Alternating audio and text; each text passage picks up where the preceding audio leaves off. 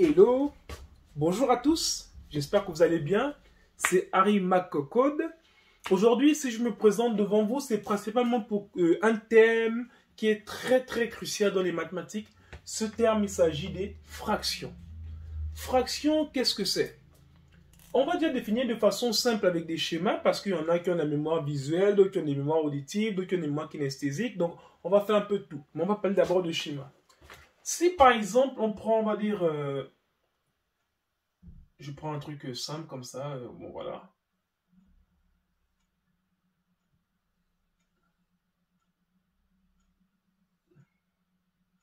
Désolé, c'est pour le schéma rapide. Bon, ça c'est une taille de pizza. On peut compter le nombre de parts. Il y en a 1, 2, 3, 4.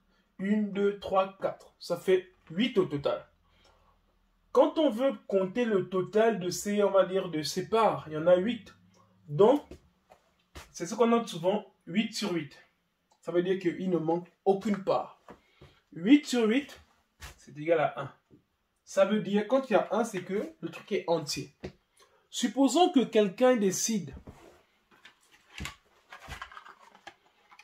de venir manger des parts. Cette part a été mangée, cette part aussi a été mangée, et par exemple, cette part aussi a été mangée. Donc, on a 3 parts qui ont été mangées.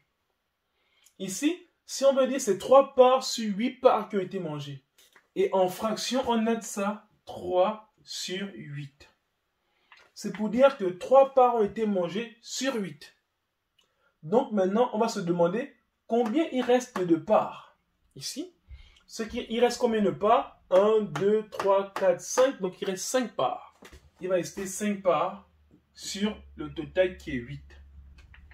Donc, les fractions, c'est cette partie de pouvoir diviser, pouvoir répartir, on va dire en plusieurs valeurs ou en plusieurs façons égales. Si je prends un autre cas, on va dire par exemple, je prends un terrain. Je prends un terrain que je divise en 3. En 3 enfants, ou bien on va diviser en 3. Si on dit que le plus grand doit prendre on va dire ici c'est le 3, c'est 3 sur 3. 3 sur 3, pardon. Ce qu'on peut dire, c'est que le plus grand, il prend 2 parts sur 3. Donc le plus grand va avoir 2 sur 3. Donc le plus petit va avoir 1 sur 3. Ça veut dire qu'il a une part sur 3, l'autre a 2 parts sur 3. C'est un peu ça le but des fractions. Donc de pouvoir diviser et répartir selon les valeurs qu'on veut. Donc on a divisé d'abord en 8. Quelqu'un a pris 3 parts et quelqu'un d'autre a pris 5 parts. Mais c'est 5 sur 8. Et donc les fractions, c'est quelque chose de crucial au quotidien parce que ça permet de diviser des choses de façon égale. Et après, on peut répartir selon les pourcentages. Ça veut dire que lorsqu'on prend, par exemple, on a quelque chose, on va dire, on a, je sais pas, par exemple, on a 1000 euros ou 1000 francs CFA, selon la monnaie, ou bien 1000 dollars. Si on veut diviser ça en 4 personnes, qu'est-ce que ça va donner à chacun? On va juste faire 1000 divisé par 4, ça va nous donner 250 euros, francs CFA ou dollars.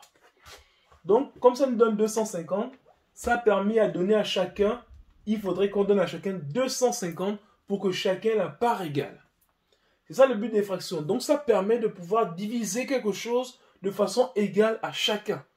Donc, ça veut dire que si on avait autre chose ou quelle que soit la chose qu'on veut diviser, on utilise les fractions pour donner à chacun sa part égale. C'est ça le but des fractions, donc de pouvoir diviser à chacun sa part égale. C'est comme je disais que là, j'ai pris d'abord, par exemple, j'ai pris, on va dire une pizza. Si je refais le schéma d'une pizza, et que par exemple, la pizza, j'ai envie de la distribuer entre 4 personnes, ben, qu'est-ce qu'on fait? On fait juste comme ça et comme ça. Chacun va avoir une part. Donc ici, il y a 4 parts, on divise en 4 personnes. Et donc si on veut diviser en 6 parts, 8 parts et 12 parts et ainsi de suite. Donc c'est pour dire que le but, on va dire en mathématiques avec les fractions, c'est de pouvoir diviser en parts égales. Si on peut représenter ça comme ça. Donc maintenant, on va commencer à faire un peu notre chapitre. Donc, c'est ça ce qu'on appelle les fractions, la division en parts égales.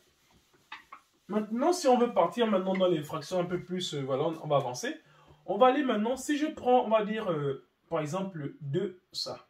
On appelle ça 2 tiers, pas 2 troisièmes. Il y a souvent un demi, un tiers, un quart, et après, maintenant, ça devient un cinquième, un sixième, un septième, un huitième, ainsi de suite. Mais au départ, c'est un demi. Quand c'est 2 en bas, c'est demi. Quand c'est 3 en bas, c'est tiers. Quand c'est 4 en bas, c'est quart.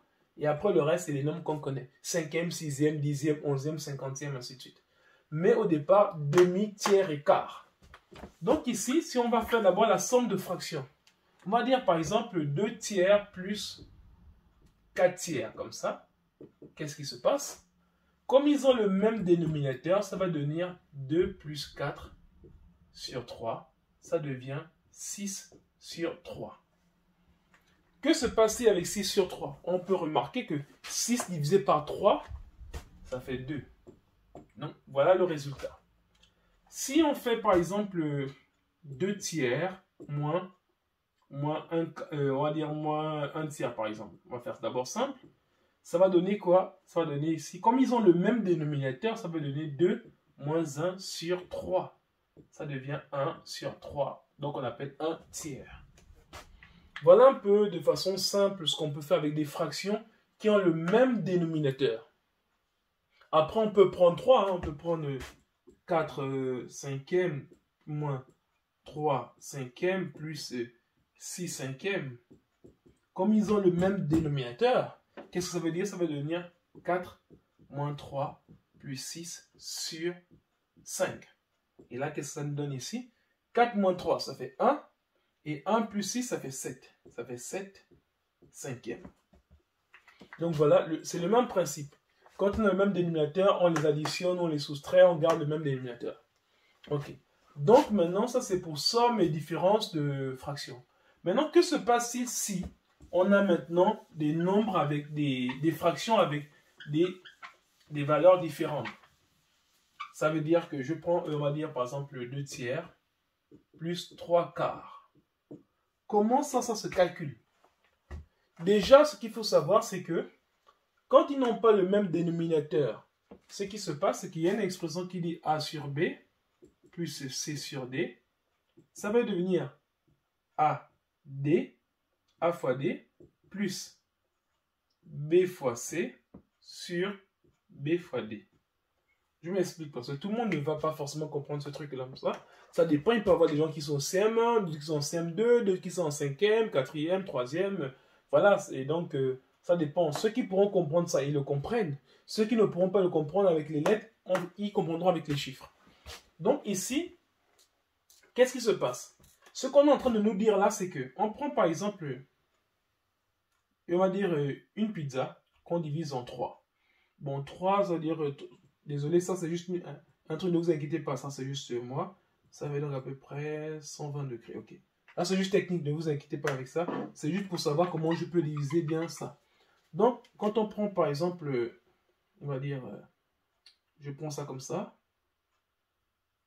Voilà. À peu près 120 degrés, c'est à peu près ça. Et là, ça fait ça. Voilà un peu. Ça, c'est, on va dire, non, 2 tiers, c'est quoi? 2 tiers, c'est tout ça. Tout ça, c'est 2 tiers. Et là, c'est 1 tiers. Maintenant, bon, on va rajouter un peu plus comme ça, parce que c'est à peu près ça. Voilà. Là, c'est 2 tiers et là, c'est 1 tiers. Donc, ensuite, on a, dans la première pizza qu'on nous a demandé de diviser en 3, et l'autre pizza qu'on nous a demandé de diviser en 4. Comme ça. Et on nous a dit 3 quarts. 3 quarts, c'est ça. Voilà.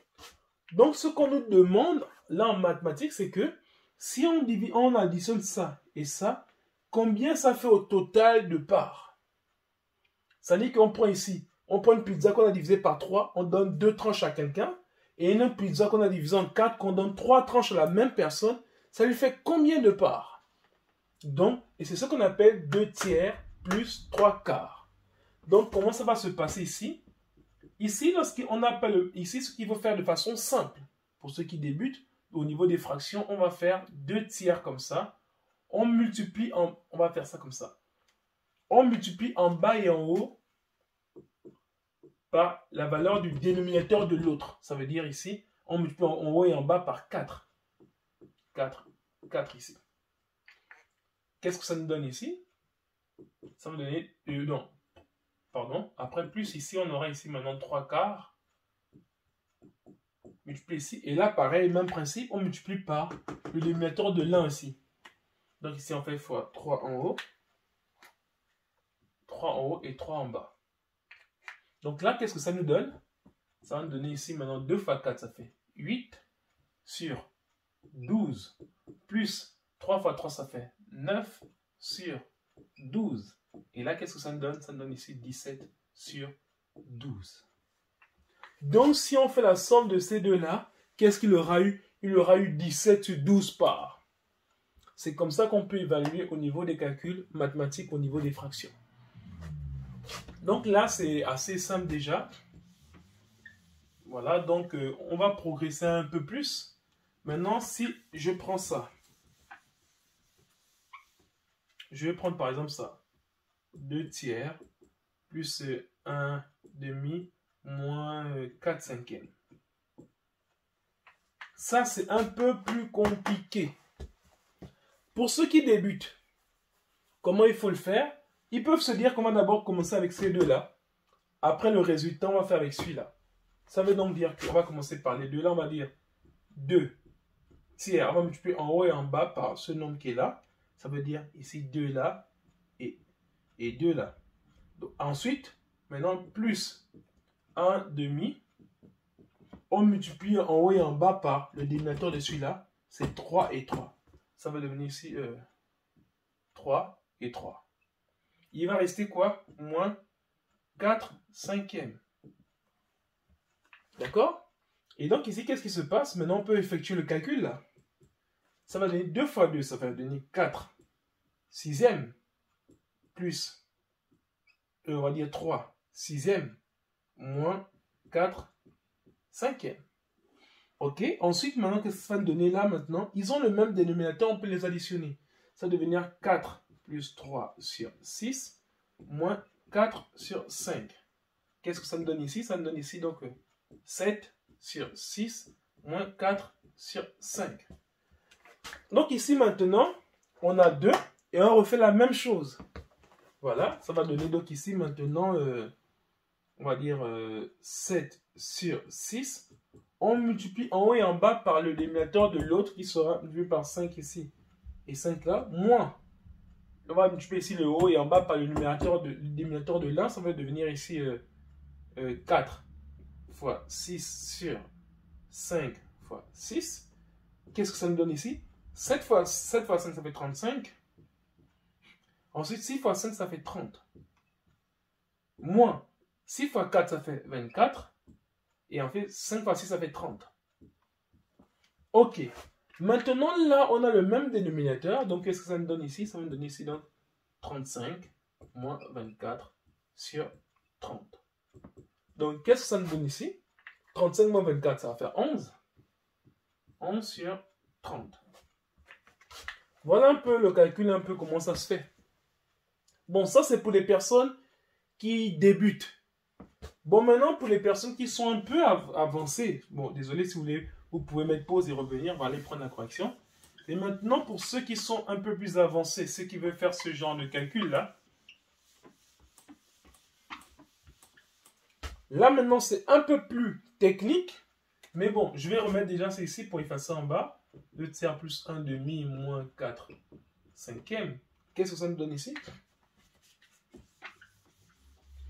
Ce qu'on peut faire, c'est que on multiplie en haut et en bas par chacun des dénominateurs.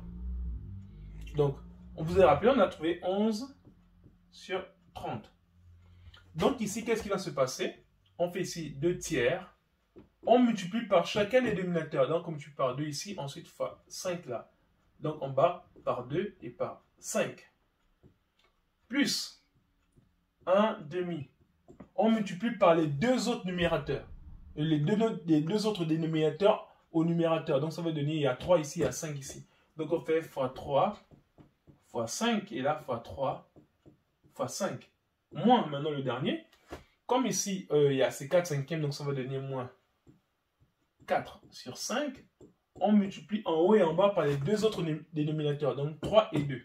Donc, fois 3, fois 2, fois 3, fois 2. Qu'est-ce que ça nous donne ici? 2 fois 2, 4. 4 fois 5, ça fait 20. 20 sur 2 fois 3, 6. 6 fois 5, 30. Plus 1 fois 3, ça fait 3. 3 fois 5, ça fait 15. Sur, là, ça fait 2 fois 3, 6. 6 fois 5, 30. Moins 4 fois 3, 12. 12 fois 2, 24. Sur 5 fois 3, 15. 15 fois 2, 30. Là, ils ont le même dénominateur. Donc, qu'est-ce qui se passe? On va avoir également ici 20 plus 15 moins 24 sur 30. Et là, si vous faites 20 plus 15, ça fait 20 plus 15, ça fait 35 moins 24 sur 30. Et on retombe au calcul de tout à l'heure. Ça nous donne ici 11 sur 30. Voilà. Donc ça, c'est pour comprendre en fait comment on manipule les sommes, différences de fractions, ainsi de suite. Donc là, on peut s'arrêter là. Et maintenant, juste pour au niveau, maintenant on va monter un peu d'un cran parce qu'il y a des personnes qui nous regardent aussi qui veulent plus que ça. Donc on va passer aux multiplications des fractions. Si on a par exemple le 3 quarts multiplié par 1 demi, que se passe-t-il? Lorsqu'on veut multiplier, bon, pour ceux qui rencontrent avec les lettres, vous le faites, mais si ça ne vous dit rien, vous allez comprendre avec les exemples. Donc, il s'appelle juste A fois C sur B fois D. Qu'est-ce que ça veut dire? Ça veut juste dire qu'il faudrait multiplier les numérateurs entre eux et les dénominateurs entre eux. Qu'est-ce que ça va nous donner? Ça va nous donner ici 3 fois 1 sur 4 fois 2. Ça nous fait 3 huitièmes. Très simple. Le plus simple même. Donc, ça, c'est la première chose qu'il faut retenir. C'est pareil, si on a 1 quart plus 6 cinquièmes fois 3 demi, qu'est-ce que ça nous donne ici? Ça va nous donner 1 fois... Non, pardon, ici j'ai mis fois, pardon. Ça fait 1 fois 6 fois 3 sur 4 fois 5 fois 2. Qu'est-ce que ça nous donne ici? 1 fois 6, ça fait 6. 6 fois 3, 18. Maintenant ici, 4 fois 5, 20. 20 fois 2, ça fait 40. Voilà. Maintenant ici, on tombe à quelque chose de très très important. On parle de la simplification des fractions. Donc pour simplifier les fractions, il faut regarder, ici par exemple ce sont des nombres pairs. Les nombres sont des nombres pairs. Et comme ce sont des nombres pairs, on peut diviser les nombres par 2. Donc on peut diviser en haut par 2. Il faudra aussi diviser en bas par 2. Donc 18 divisé par 2, ça va nous faire 9. Et 40 divisé par 2, ça va nous faire 20. Et là, 20, il est divisé par 2, mais il n'est pas divisé par 3. Ici, il est divisé par 3, il n'est pas divisé par 2. Donc, on ne peut plus simplifier. C'est ce qu'on appelle fraction irréductible. Ça veut dire qu'on ne peut plus simplifier cette fraction. Donc, le résultat, c'est 9 sur 20. Maintenant, tout à l'heure, il y a un truc qui m'est venu. Une pensée qui m'est venue, c'est par exemple, si je faisais ça. On va dire, bon, je fais le calcul simple, mais si ici, il y avait eu plus là, comme ça. Voilà. Que devait-il se passer dans notre cas, s'il y avait plus là? Il faut savoir que la multiplication est prioritaire sur le reste. Quand on a une somme comme ça, la première chose à faire, c'est toujours la multiplication d'abord. Donc, qu'est-ce qu'on va commencer à faire? On va commencer par faire la multiplication là. Donc, on aura ici 1 sur 4 plus 6 fois 3 sur 5 fois 2. Ça va nous donner 1 sur 4. Plus 6 fois 3, ça fait 18. 5 fois 2, ça fait 10. Et maintenant, ici, n'oublions pas qu'ils sont des nombres pairs. Donc, je peux diviser en haut par 2 et en bas par 2. Ça va donner ici, on aura ici 1 sur 4. Plus divisé par 2, ça fait 9 ici. Et divisé par 9 ici, divisé par 2, ça fait 5 là. Voilà. Et là, maintenant, qu'est-ce qui se passe? Ils n'ont pas le même dénominateur. Donc, il faut faire le même principe. Donc, on va avoir ici 1 fois 5 et 4 fois 5 plus 9 fois 4 et 5 fois 4. Donc ici, ça va donner quoi? Ça va donner ici 5 sur 20 plus, on va dire ça va donner ici 36 sur 20. Donc là, qu'est-ce que ça me donne ici? Ça me donne ici 41 sur 20. Voilà un peu ce que ça peut donner comme calcul. Maintenant, bon, vous posez mes pauses à chaque fois, mais j'ai envie de prendre un autre exemple. Donc, vous avez vu que lorsqu'on a ça, la multiplication est d'abord prioritaire. Ne faites jamais d'abord ça. Un quart plus 5, 6 sixième, après le résultat, vous multipliez. C'est faux. Quand il y a une multiplication, on commence par la multiplication d'abord.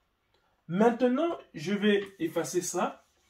Et que se passe-t-il si on a ça? Là, c'est plus pareil. Lorsqu'il y a des parenthèses, les parenthèses sont les seules choses qui sont prioritaires devant la multiplication et le reste. Donc, lorsqu'on a ça, la première chose à faire d'abord, c'est ce qui est dans les parenthèses d'abord.